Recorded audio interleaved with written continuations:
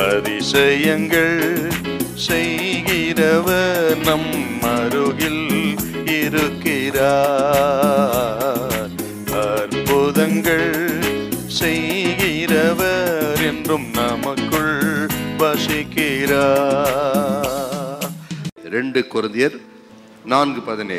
மேலும் காணப்படுகிறவர்களை அல்ல, காணப்படாதவர்களை நோக்கி இருக்கிற நமக்கு அதிசீக்கிரத்தில் நீங்கும் லேசான நம்முடைய உபத்திரவம், அதிசீக்கிரத்திலே நீங்கும் லேசான அந்த உபத்திரவம் மிகவும் அதிகமான நித்திய கனமகிமையை உண்டாக்குகிறது. மிகவும் மகிமையான நித்திய கனமகிமையை உண்டாக்குகிறது.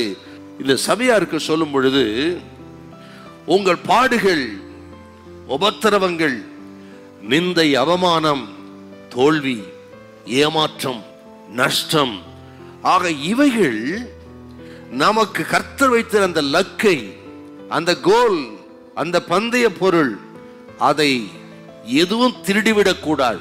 நம்ம சரீரத்தில் உண்டாகிற பிரச்சனைகள், போராட்டங்கள், வியாதிகள், குடும்பத்தில் உண்டாகிற பிரச்சனைகள், ஆக முகாந்தரம் இல்லாமல் பகைக்கிற மனிதர்கள் மத்தியிலே உண்டாகிற போராட்டங்கள், இவைகள் எந்த விதத்திலும் ஆண்டவர் நமக்கு வைத்திருக்க அந்த வெற்றியை, அந்த லக்கை, அந்த ரிவார்டை இவைகள் திருடிவிடக் கூடாது.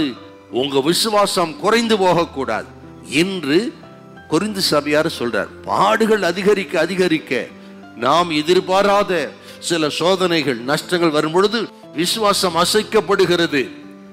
ஆகவே தான் அது நமது கோலே, லக்கை திருடிவிடுகிற காரியம். ஆகவே தான் சொல்றார், இவைகளும் இவைகளை திருடிவிடாதபடி கவனமா இருங்க.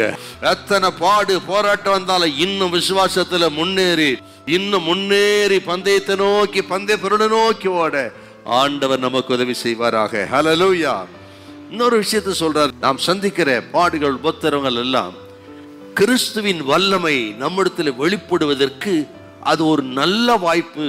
ஆகவே நீங்கள் சந்திக்கிற இந்த போராட்டம், பிரச்சனைகளை நீங்கள் அற்பமாகவும் எண்ணக்கூடாது, அந்த லக்கை கெடுத்துவிட அனுமதிக்கவே கூடாது. இதெல்லாம் ஒரு வாய்ப்பு.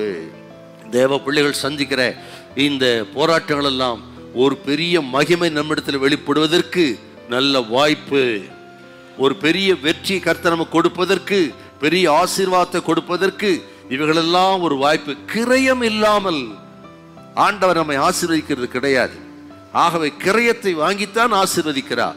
அந்த கிரயத்தை கொடுப்பது எத்தனை பேர் ஆயத்தமா இருக்கிறோமோ அத்தனை பேருக்கும் அவ்வளவு பெரிய ஆசீர்வாதங்கள் உண்டு. ஆக உங்கள் கண்ணீர் வீணா போறதில்லை, உங்க பாடுகள் வீணா போறதில்லை, முடிவு மகிமையா இருக்கா. ஒரு ஓட்டப்பந்தய வீரன் அவன் ஓடி லக்கை தொட்டு விட்டால் அவன் கடந்து வந்த தடைகள், போராட்டங்களை நினைச்சே பார்க்க மாட்டான். அதை போல நமக்கு ஒரு லக்கு இருக்கிறது. அந்த லக்கை நோக்கி ஓடுவோம். அந்த லக்கை தொடும் பொழுது இக்காலத்து பாடுகள் இனி நம்மிடத்தில் வெளிப்படும் மகிமைக்கு ஒப்பிடத்தக்க அல்ல. அத்தனை மகிமையை நாம் சந்திக்க இருக்கிறோம். ஹல்லேலூயா, ஹல்லேலூயா.